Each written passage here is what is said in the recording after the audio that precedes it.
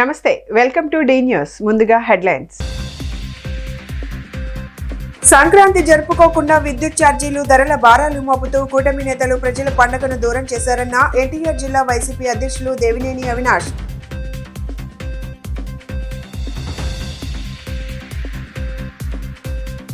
BJP ప్రభుత్వంపై PCC chief Sharmila fire. దర్యాప్తు సంస్థలను గుప్పెట్లో పెట్టుకుందని ఆగ్రహం.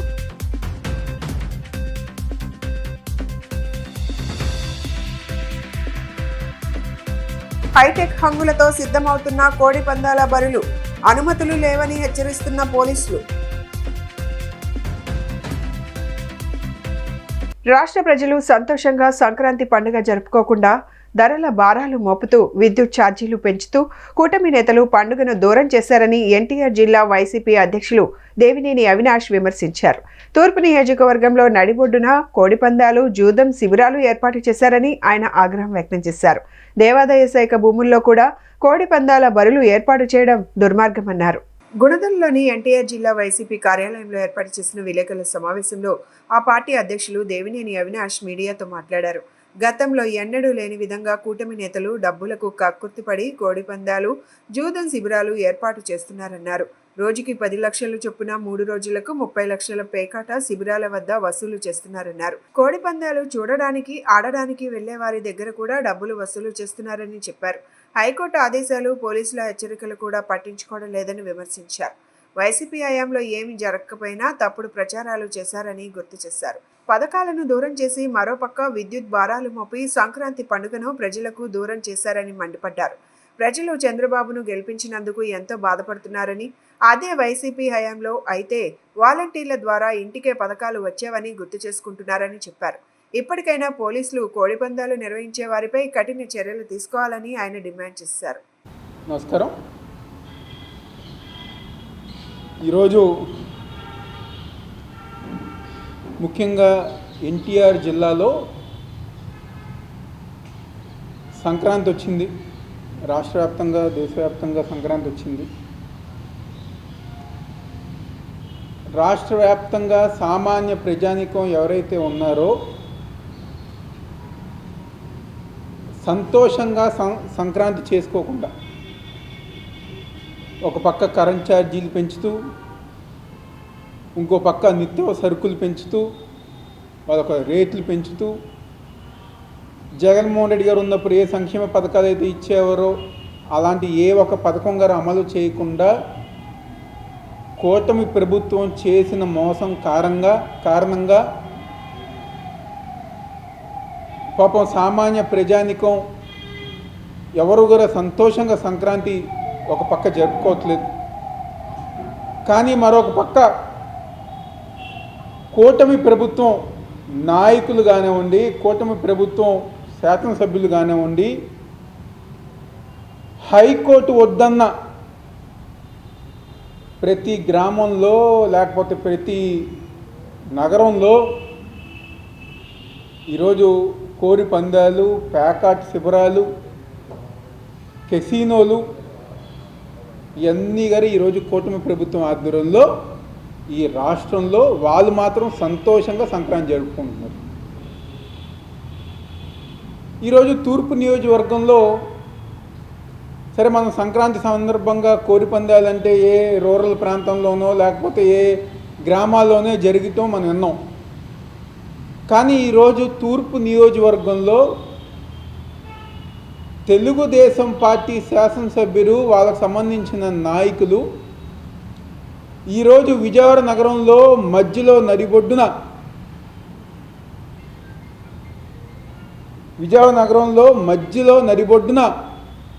దేవాదాయ ఎండోమెంట్ సంబంధించిన భూముల్లో ఈరోజు కోడి పందాలు, పేకాట శిబిరాలు, జూడం, అదేవిధంగా డ్యాన్సులు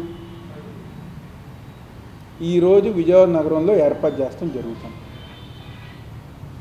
ఇంతకన్నా నీచంగా, దారుణంగా డబ్బుల కోసం రోజుకి 10 లక్షలు కూటమి ప్రభుత్వంలో ఉన్న నాయకులకి, ముఖ్య నాయకుడికి రోజుకి 10 లక్షలు, 3 రోజులకి 30 లక్షలు అక్కడ ఎవరైతే పేకాట ఆడాలనుకుంటున్నారో వాళ్ళు ఈరోజు ఇష్టం జరిగింది. బీజేపీపై ఏపీసీసీ చీఫ్ వైఎస్ షర్మిలారెడ్డి తీవ్ర స్థాయిలో విరుచుకుపడ్డారు. దర్యాప్తు సంస్థలను బీజేపీ గుప్పిట్లో పెట్టుకుందని ఆరోపించారు. అలాగే దేశంలో కాషాయం చేసేలా కుట్రలు చేస్తోందని, చర్చీలు మసీదులపై దాడులు చేయడం బీజేపీకి అలవాటుగా మారిపోయిందని మండిపడ్డారు. బీజేపీ దళితులంటే చిన్న చూపన్నారు. రాజ్యాంగ నిర్మాత డాక్టర్ బిఆర్ అంబేద్కర్ పై చేసిన వ్యాఖ్యలకు నిరసనగా ఆంధ్రత్వం భవనాలు కాంగ్రెస్ పార్టీ ఆధ్వర్యంలో రౌండ్ టేబుల్ సమావేశం నిర్వహించారు. ఈ సందర్భంగా కాంగ్రెస్ పార్టీ అధ్యక్షురాలు వైఎస్ షర్మిల మీడియాతో మాట్లాడుతూ మతం కులం పేరుతో బీజేపీ దేశంలో రాజకీయాలు చేస్తుందని వ్యాఖ్యలు చేశారు. సిబిఐ, ఈడీ వంటి అన్ని ప్రభుత్వ వ్యవస్థలను తమ గుప్పెట్లో పెట్టుకున్నారని, ఆ వ్యవస్థలను వారి స్వార్థం కోసం దుర్వినియోగం చేస్తున్నారని దుయ్యబట్టారు. దేశం మొత్తాన్ని కాషాయమయం చేసే కుట్రలు చేస్తున్నారన్నారు. Father of the nation Mahatma గాంధీని బీజేపీ విలన్గా చిత్రీకరించిందని తెలిపారు. ఆయన్ను చంపిన వారిని హీరోగా ప్రచారం చేస్తున్నారని ఆగ్రహం వ్యక్తం చేశారు. అంబేద్కర్ను కూడా వదలకుండా అసత్యాలు ప్రచారం చేస్తున్నారన్నారు. సమాజంలో జస్టిస్, సమానత్వం ఉందంటే అంబేద్కర్ రాజ్యాంగం కారణమని చెప్పుకోవచ్చన్నారు. ఆయన్ను కూడా పార్లమెంట్లో ఎంత హేళన చేశారో చూశామన్నారు. దళితులు అంటేనే చిన్న చూపు బీజేపీకి అని విమర్శించారు. కులగణన విషయంలో కూడా బీజేపీ ప్రజలను మోసం చేసిందన్నారు. రాజ్యాంగాన్ని అమలు చేయాలని కాంగ్రెస్ పోరాటం చేస్తుందని తెలిపారు. ఏపీలో బీజేపీ అంటే బాబు, జగన్, పవన్ అనేది తేలిపోయిందన్నారు. బీజేపీ రాష్ట్రానికి ఎంత అన్యాయం చేసినా వీరి ముగ్గురు మాట్లాడరన్నారు. అంబేద్కర్ను అవమానించిన బీజేపీ క్షమాపణ చెప్పాల్సిందే అని వైఎస్ షర్మిల డిమాండ్ చేశారు. ఈరోజు కాంగ్రెస్ పార్టీ ఒక క్యాంపెయిన్ చేపట్టాల్సి వచ్చింది. జై బాపూజీ, జై భీమ్, జై సంవిధాన్ అని ఈ క్యాంపెయిన్ చేపట్టే అవసరం వచ్చింది. దీని ముఖ్య ఉద్దేశం బీజేపీ పార్టీ, కాంగ్రెస్ పార్టీనే కాకుండా మహాత్మా గాంధీని, అంబేద్కర్ గారిని, మన రాజ్యాంగాన్ని ఇలా ఎవరిని గౌరవించకుండా చేస్తున్న ఈ పాలనను, ఆఖరికి పార్లమెంటులో సైతం అంబేద్కర్ గారిని అవమానించిన తీరును మనందరం చూసాం. హోంమంత్రిగా ఉండి కూడా అమిత్ షా గారు అంబేద్కర్ అంబేద్కర్ అంబేద్కర్ అనడం ఒక ఫ్యాషన్ అయిపోయింది అన్నట్టు ఎగతాళిగా మాట్లాడడం జరిగింది. బీజేపీ నాయకులు, ఎంపీలు అందరూ నవ్వటం జరిగింది. మరి కాంగ్రెస్ పార్టీ చొరవ తీసుకొని ఒక ప్రత్యేకమైన అంశం పైన దేశవ్యాప్తంగా మన లౌకికవాదులు, ప్రజాతంత్రవాదులు అందరూ కూడా ఆందోళన చెందుతున్న అంశం పైన ఈ రౌండ్ టేబుల్ సమావేశాన్ని ఏర్పాటు చేసినందుకు భారత కమ్యూనిస్ట్ పార్టీ తరఫున వారికి ధన్యవాదాలు తెలియజేస్తాం. వాస్తవానికి ఎవరు కూడా ఊహించి ఉండరు. ఎందుకంటే వాళ్ళ ప్రైవేట్ మీటింగ్స్లోనో వాళ్ళ పార్టీ మీటింగ్స్లోనో వారి సొంత అభిప్రాయాలు చెప్పేది మనం చూస్తూ ఉంటాం, అది కూడా మీడియా లేనప్పుడు. కానీ సాక్షాత్తు పార్లమెంట్లోనే ఈ దేశానికి హోంమంత్రిగా ఉన్నటువంటి వ్యక్తి అమిత్ షా గారు మన భారతదేశ రాజ్యాంగ నిర్మాతను అందరి ముందు అవమానించడం అనేది నిజంగా దేశం యావత్తు కూడా ఆశ్చర్యానికి గురైంది. Parvathaneni Brahmaiah Siddhartha arts and science కళాశాల, good habits club, ethics club సంయుక్త ఆధ్వర్యంలో జనవరి 11వ తేదీ ఉదయం కళాశాల ప్రాంగణంలో సంక్రాంతి సంబరాలు నిర్వహించినట్లు కళాశాల ప్రిన్సిపల్ డాక్టర్ ఎం రమేష్ తెలియజేశారు. అందరూ ఎంతో సంతోషంగా ఉత్సవాలలో పాల్గొన్నట్లు చెప్పారు. ఈ కార్యక్రమంలో భాగంగా రంగవల్లుల పోటీలు, గాలిపటాల పోటీలు, మెహందీ పోటీలు, తెలుగు అమ్మాయి తెలుగు అబ్బాయి పేరుతో సాంప్రదాయ వస్త్రధారణ పోటీలు, పొంగల్ వంటకం తయారీ పోటీలు, బొమ్మల కొలువుల పోటీలు, గంగిరెద్దులాట, భోగిమంటల చుట్టూ విద్యార్థుల నృత్యాలు, హరిదాసు గానం వంటి వేడుకలతో అత్యంత కోలాహలంగా సంక్రాంతి లక్ష్మిని ముందుగానే సిద్ధార్థ ప్రాంగణంలోకి ఆహ్వానించినట్లు కళాశాల డైరెక్టర్ వేమూరి బాబురావు వెల్లడించారు. పోటీలలో విజేతలైన విద్యార్థులకు బహుమతులు అందజేశారు. ఈ వేడుకలను good habits club convener Rohini Kusuma, ethics club convener M Sivaparvathi పర్యవేక్షించారు. అధ్యాపకులు, విద్యార్థులు ఈ వేడుకలలో ఉత్సాహంగా పాల్గొన్నారు.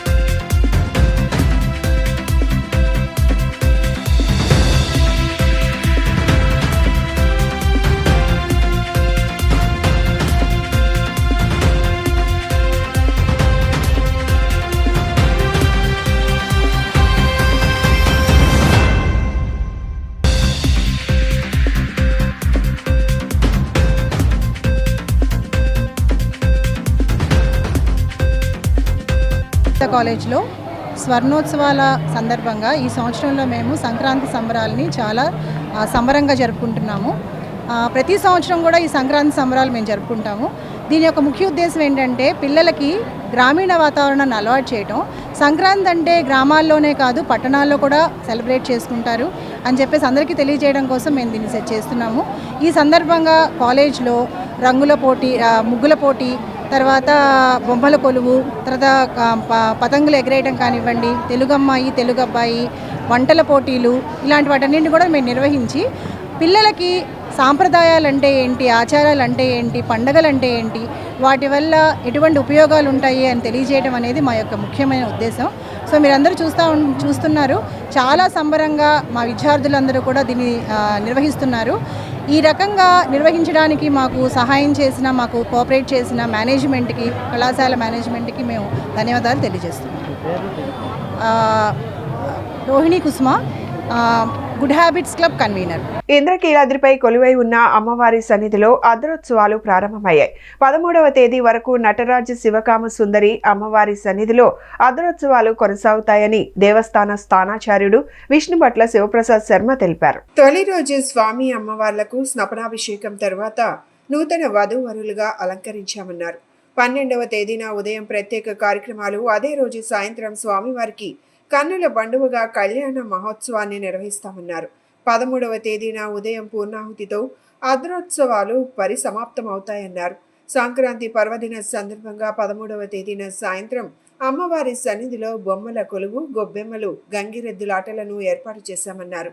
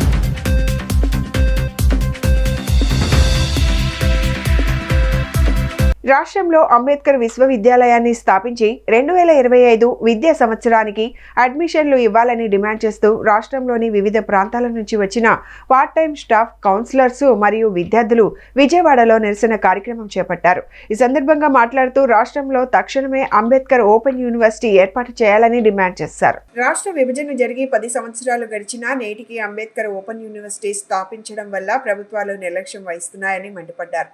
రాష్ట్ర విద్యార్థులను తెలంగాణలో అంబేద్కర్ విశ్వవిద్యాలయంలో చేర్చుకోవడం లేదని, దీని కారణంగా 2 లక్షల మంది నష్టపోతున్నారని ఆవేదన వ్యక్తం చేశారు. ముఖ్యమంత్రి చంద్రబాబు, మంత్రి నారా లోకేష్ ఇప్పటికైనా స్పందించి అంబేద్కర్ ఓపెన్ విశ్వవిద్యాలయాన్ని ఏర్పాటు చేసే దిశగా చర్యలు తీసుకోవాలని కోరారు.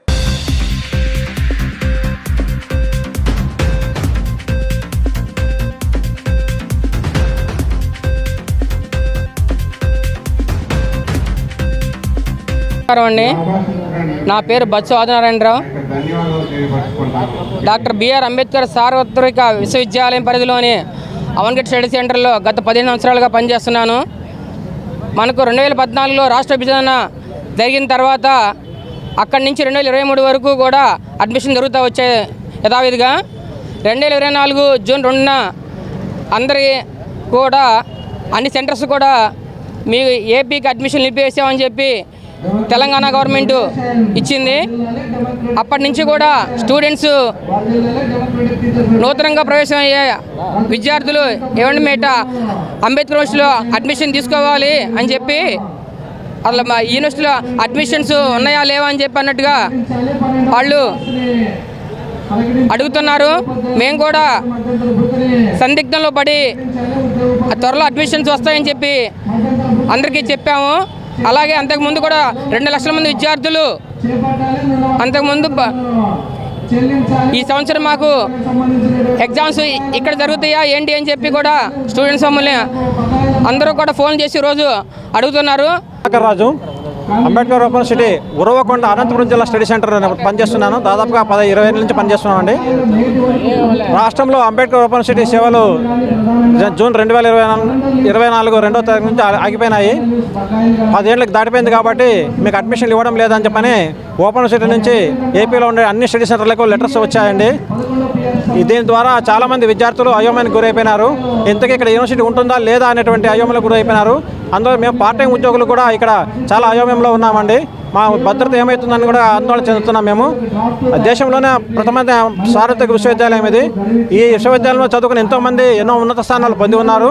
అటువంటి విశ్వవిద్యాలయాన్ని మన ఆంధ్రప్రదేశ్లో ఏర్పాటు చేయాలని కోరుతున్నాము. ఇంకో మరొక విషయం ఏమిటంటే ఈ ఓపెన్ యూనివర్సిటీలో ప్రతి సంవత్సరము ఏపీ నుంచి దాదాపుగా 35,000 నుంచి 50,000 మంది దాకా అడ్మిషన్లు పొందుతున్నారండి.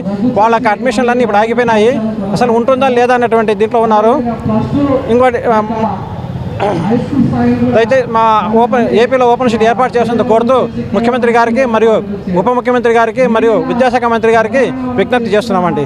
గుణదలలోని రామ్ గోపాల్ థియేటర్ నేటి నుంచి రామ్స్ థియేటర్గా నగరవాసులకు వినోదాన్ని అందించనుందని థియేటర్ అధినేత యలమంచిలి రామ్ తెలిపారు. సంక్రాంతి పండుగ సందర్భంగా సరికొత్త సినిమాలతో రామ్ సినిమాస్ నగరవాసులను అలరించనుందని తెలిపారు. రామ్ సినిమాస్ 2 స్క్రీన్లతో డిజిటల్ సౌండ్ సిస్టమ్ ఏర్పాటు చేసినట్లు తెలిపారు. గత 48 సంవత్సరాలుగా విజయవాడలో రామ్ గోపాల్ థియేటర్గా అలరించిందని, ఇక నుండి రామ్ సినిమాస్గా అందరి ముందుకు వస్తుందని అన్నారు. థియేటర్లో విశాలమైన కార్ పార్కింగ్తో పాటు స్కూటర్ పార్కింగ్ కూడా ఉందని అన్నారు. టికెట్స్ థియేటర్తో పాటు బుక్ మై షో ద్వారా ఆన్లైన్ ద్వారా బుక్ చేసుకోవచ్చని తెలియజేశారు.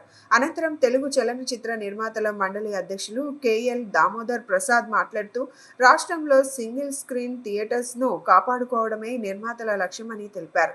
సామాన్య ప్రేక్షకులకు సింగిల్ స్క్రీన్ ద్వారా సినిమాలను తక్కువకే అందిస్తున్నామని వివరించారు.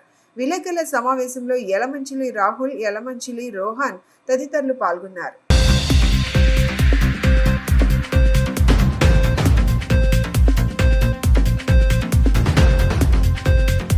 నా Vijayawada print and electronic media సోదరులందరికీ వెల్కమ్ అండి to Ram Gopal theatres, Ram cinemas. నా పేరు రాము యలమంచిలి అండి. ఈ సినిమా హాలు 3వ జనరేషన్ వ్యక్తిని. మా తాతగారు యలమంచిలి పొన్నయ్య గారు స్టార్ట్ చేశారు. 1976 1976లో స్టార్ట్ చేశారండి. మా నాన్నగారు తర్వాత రన్ చేశారు యలమంచిలి రామచంద్రరావు. తర్వాత నేను రాము యలమంచిలి, నా next generation Rahul Yalamanchili and Rohan Yalamanchili కూడా ఉన్నాం ఇక్కడ. తర్వాత దామోదర్ ప్రసాద్ గారు వచ్చి మన film chambers of Andhra Pradesh and తెలంగాణకి సెక్రటరీ అండి, అండ్ ప్రొడ్యూసర్ అసోసియేషన్ కౌన్సిల్కి ప్రెసిడెంట్ అండి, చైర్మన్ అండి.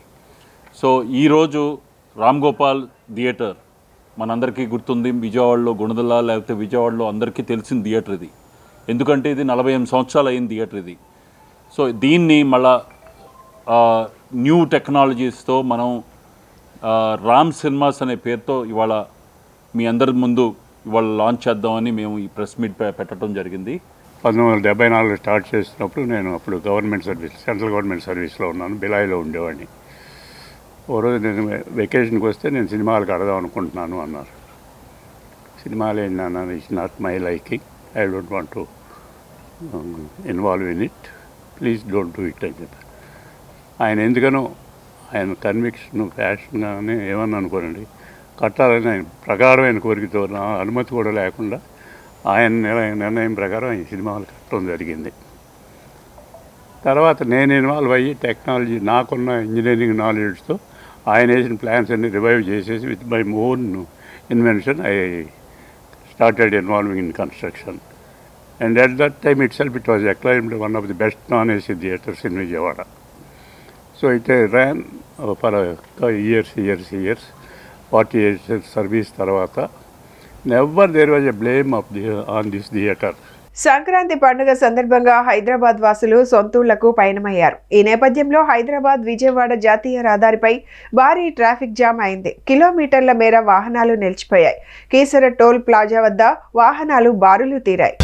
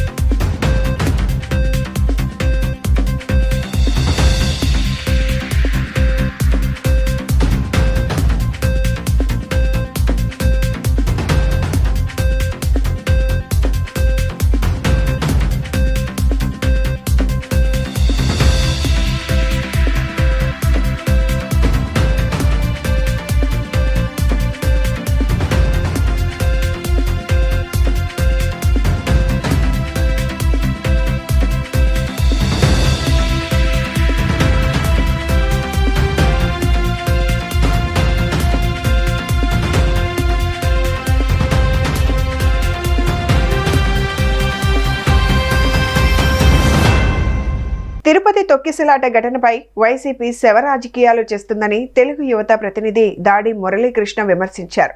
విజయవాడలోని సుజనా చౌదరి కార్యాలయంలో శనివారం ఏర్పాటు చేసిన విలేకరుల సమావేశంలో ఆయన మాట్లాడారు. ప్రభుత్వం హత్య రాజకీయాలు చేస్తోందని ఆరోపించడం హాస్యాస్పదంగా ఉందన్నారు. 6 నెలల నుంచి రాష్ట్రంలో నెలకొన్న ప్రశాంతతకు భంగం కలిగిస్తున్నారని చెప్పారు.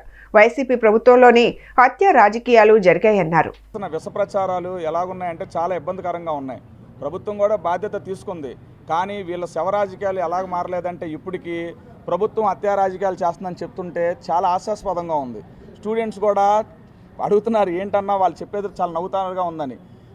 ఎక్కడ మన హాస్పిటల్కి వెళ్ళి మన పులివెందుల ఎమ్మెల్యే నవ్వుతున్నారు. అది యాక్చువల్గా అందరూ సీరియస్గా ఉండాల్సిన చోట నవ్వుతూ అక్కడ జై జగన్ అని చెప్పంటే హాస్పిటల్ అట్మాస్ఫియర్ మొత్తాన్ని చెత్త చేసి వీళ్ళు ఓడిపోయారన్న దీంట్లో ఉన్నారో లేకపోతే రేపు మళ్ళీ మా గవర్నమెంట్ వస్తుంది కాబట్టి జగనన్న ముందు బూతులు తిడతానో లేకపోతే ఇలాంటి చెత్త రాజకీయాలు చేస్తేనో మాకు పదవులు ఇస్తాడని చెప్పని రోజా వీళ్ళు చేస్తున్న చెత్త రాజకీయాలు మొత్తం ఆంధ్రప్రదేశ్ని 6 నెలల నుంచి చాలా ప్రశాంతంగా ఉన్న ఆంధ్రప్రదేశ్ని డిస్టర్బ్ చేస్తున్నారు. మీరు మా హత్యా రాజకీయాలు ఒప్పుకోమని చెప్తున్నారు కదా, ఎల్జీ పాలిమార్లో జరిగింది. అలాగే మీ ఎమ్మెల్సీ ఎవరైతే ఉన్నారో ఒక దళిత యువకుడిని పార్సిల్ చేసినప్పుడు మీరు ఒప్పుకున్నారా? అవి ఒప్పుకోండి. అలాగే పాపం మా ఎమ్మెల్యే గారు మాజీ ఎమ్మెల్యే వలస ఎమ్మెల్యే వెల్లంపల్లి శ్రీను గారు ఈరోజు చాలా బాధపడుతున్నారు. ఇప్పుడు వరకు తిరుపతిలో ఎలాంటి ఘటన జరగలేదని. సార్ మీ టైంలోనే కదా ఏం జరిగింది, తిరుపతి టికెట్లు అమ్ముకుంది మీ టైంలోనే కదా. వెండిది ఏదో పోయిందని చెప్పని అన్నారు. ఇంతగా వెండిది 3 సింహాలు పోయినాయి కదా, 3 సింహాల గురించి చెప్పండి సార్ మీరు. అది మాట్లాడండి. అలాగే రథం కాలిపోయింది, దాని గురించి మాట్లాడండి. మీరెందుకు అంత బాధపడిపోతున్నారు? తిరుపతిని ఎంత భ్రష్టు పట్టించారో మీ టైంలోని మీరు అవి మాట్లాడండి. మీరు ఇప్పుడు కూర్చొని గవర్నమెంట్ ఉన్నంతసేపు నేను ఈ వీరుణ్ణి ధీరుణ్ణి అని మాట్లాడి ఈరోజు ఏదో అమాయకుడు నేను మంచి బాలుని అన్నట్టు మాట్లాడితే ఇక్కడ ఎవరు ఒప్పుకోరు. ఇప్పటికే చెప్తున్నాం, మమ్మల్ని నారా లోకేష్ గారు కానీ ఇక్కడ ఎన్డీఏ కూటమి గారు కానీ ప్రశాంతంగా ఉండమంటున్నారు కాబట్టి చెప్తున్నాం. మీరు ఇష్టాచారమైన రాజకీయాలు చేస్తే మాత్రం ఎవడు ఊరుకునే పరిస్థితిలో అయితే లేవు. మీరు చేసిన అత్యాచారం సంక్రాంతి ఎఫెక్ట్ తో విజయవాడ పండిట్ నెహ్రూ బస్ స్టేషన్ కిటకిటలాడుతోంది. పండుగకు తమ స్వగ్రామాలకు వెళ్తున్న వారు బస్ స్టేషన్ ప్రాంగణానికి చేరుతూ ఉండడంతో ఆ పరిసర రహదారులన్నీ తిరునాళ్ల సందడిని తలపిస్తున్నాయి. 1330 అదనపు బస్సులను నడుపుతున్నా అవి ప్రయాణికుల అవసరాలకు ఏ మాత్రం సరిపోవడం లేదు. అనేక మంది ఇళ్లకు చేరేందుకు అధిక మొత్తం చెల్లించి ప్రైవేట్ బస్సులను ఆశ్రయించాల్సి వస్తోంది. బస్సుల రద్దీ పండిట్ నెహ్రూ బస్టాండ్ ప్రయాణికులతో కిటకిటలాడుతోంది. 2 రోజుల ముందే నగరానికి పండుగ శోభ సంతరించుకుంది. పాఠశాలలు, కళాశాలలకు సెలవులు ఇవ్వటంతో విజయవాడ మీదుగా భారీగా ప్రయాణికుల రాకపోకలు సాగిస్తున్నారు. పాఠశాలలకు 19వ తేదీ వరకు 10 రోజుల పాటు సంక్రాంతి సెలవులు ఇచ్చారు. దీంతో సొంతూళ్లలో పండుగను జరుపుకునేందుకు కుటుంబంతో కలిసి బయలుదేరుతున్నారు.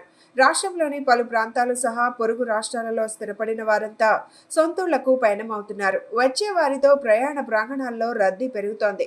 హైదరాబాద్ నుంచి వచ్చే వారితో పాటు విజయవాడలో ఉన్నవారు సైతం వారి సొంతూళ్ల బాట పట్టారు. పండిట్ నెహ్రూ బస్టాండ్కు చేరుకుని అక్కడి నుంచి తమ ప్రాంతాలకు వెళ్లే బస్సులు ఎక్కుతున్నారు. ఈ సందర్భంగా ఆర్టీసీ ప్రాంతీయ అధికారి యేసుదానం మాట్లాడుతూ సంక్రాంతి సెలవుల నేపథ్యంలో ప్రయాణికుల కోసం ప్రత్యేకంగా 1300 బస్సులు ఏర్పాటు చేశామని చెప్పారు. ప్రయాణికులకు ఎటువంటి అసౌకర్యాలు కలగకుండా తగిన ఏర్పాట్లు చేశామన్నారు.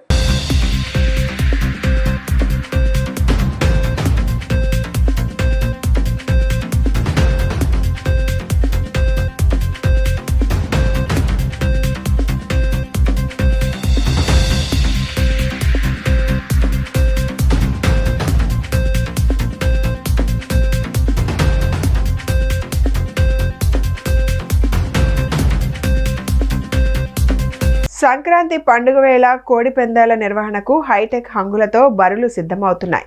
కృష్ణా, ఎన్టీఆర్ ఉభయ గోదావరి జిల్లాల్లో పెద్ద ఎత్తున బరులు సిద్ధం చేశారు. విజయవాడ చుట్టుపక్కల పలు ప్రాంతాలతో పాటు జిల్లా వ్యాప్తంగా అనేక చోట్ల బాపులపాడు మండలం అంపాపురంలో 12 ఎకరాల వెంచర్లో భారీగా ఏర్పాట్లు జరుగుతున్నాయి.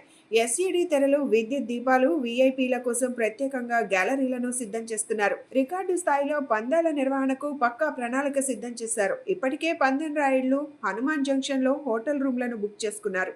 ఈ ఏడాది కోట్ల రూపాయల చేతులు మారనున్నాయి.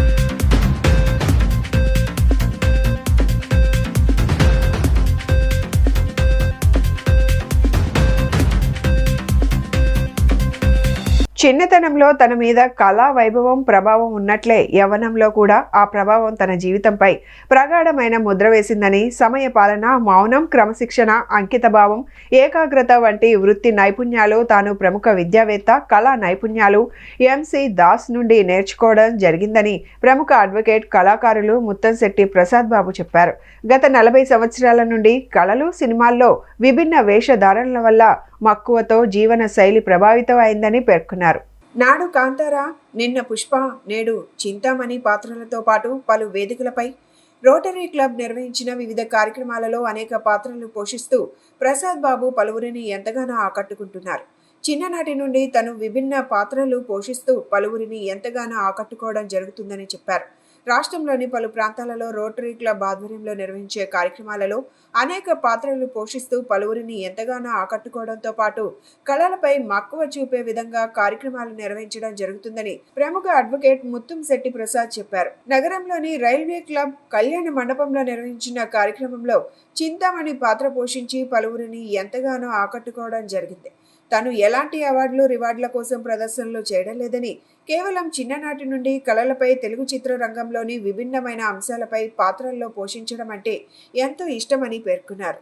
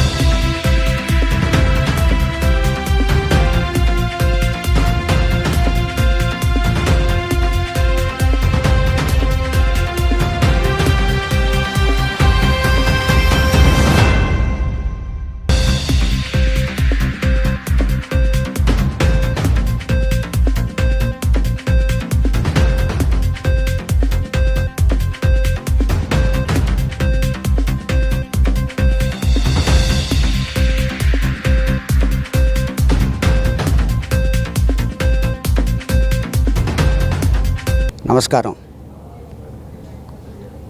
నాకు ఇప్పుడు 72 సంవత్సరాలు.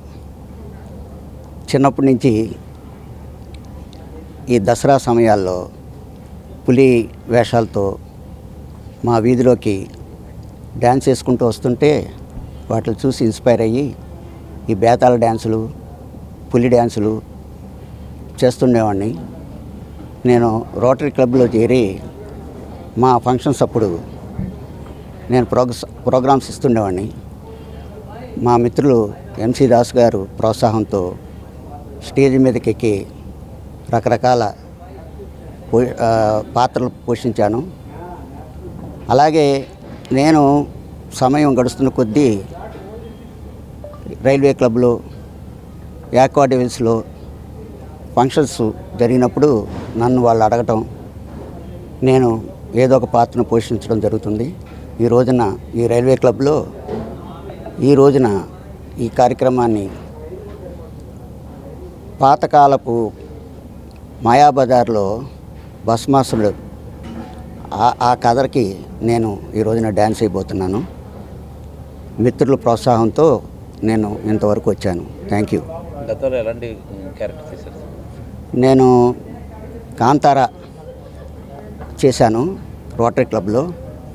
అది కాంతారా ఎంఎల్ఎస్ అని యూట్యూబ్లో కొడితే నా డ్యాన్సు మీరు చూడగలుగుతారు. అలాగే లేటెస్ట్గా పుష్ప చేశాను. చాలా నాటికలు ఎంసీ దాస్ గారితో కలిసి చేశాను నేను. అది సంగతి. నా పేరు ప్రసాద్ బాబు మొత్తంశెట్టి. నేను ఈ రోటరీ క్లబ్లో గుండెలు మార్చబడిన జంధ్యాల గారిది ఆడవేషం వేశాను. తర్వాత ఈ కాంతారా వేశాను. నేను ఈ భస్మాసుర కూడా 30 సంవత్సరాల క్రితం రోటరీ క్లబ్లో చేశాను. పుష్ప చేశాను రీసెంట్గా. ఈ రకంగా ఎంటర్టైన్ చేస్తూ సరదాగా జీవితాన్ని గడుపుతున్నాను. Thank you. విజయవాడ నగరంలో శనివారం సాయంత్రం అన్ని చోట్ల భారీ ట్రాఫిక్ జామ్ నెలకొంది. సంక్రాంతి సెలవులు కావడంతో అందరూ సొంతూళ్లకు పయనమయ్యారు. దీంతో వారి గమ్య స్థానాలకు చేరే క్రమంలో విజయవాడ దాటుకొని వెళ్లాలి. నగరంలోని కనకదుర్గమ్మ వారధి, Ben circle, Ramavarapadu ring, Enkepadu, కూడలి, ఏలూరు రోడ్, బందర్ రోడ్, భవానీపురం తదితర ప్రాంతాలలో భారీ ట్రాఫిక్ నెలకొంది.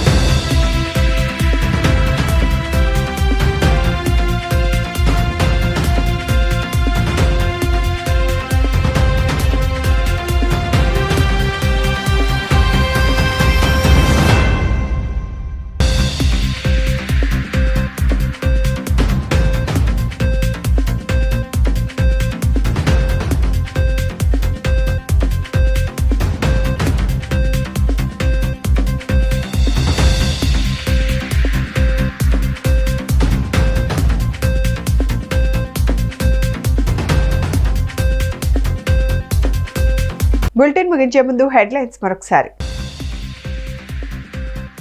సంక్రాంతి జరుపుకోకుండా విద్యుత్ ఛార్జీలు, ధరల భారాలు మోపుతూ కూటమి నేతలు ప్రజల పండుగను దూరం చేశారన్న ఎన్టీఆర్ జిల్లా వైసీపీ అధ్యక్షులు దేవినేని అవినాష్.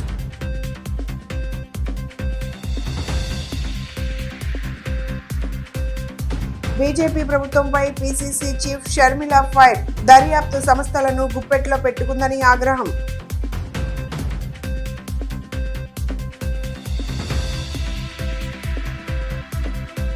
హైటెక్ హంగులతో సిద్ధమవుతున్న కోడి పందాల బరులు, అనుమతులు లేవని హెచ్చరిస్తున్న పోలీసులు. ఇవి ఈనాటి bulletin updates. Keep watching the news.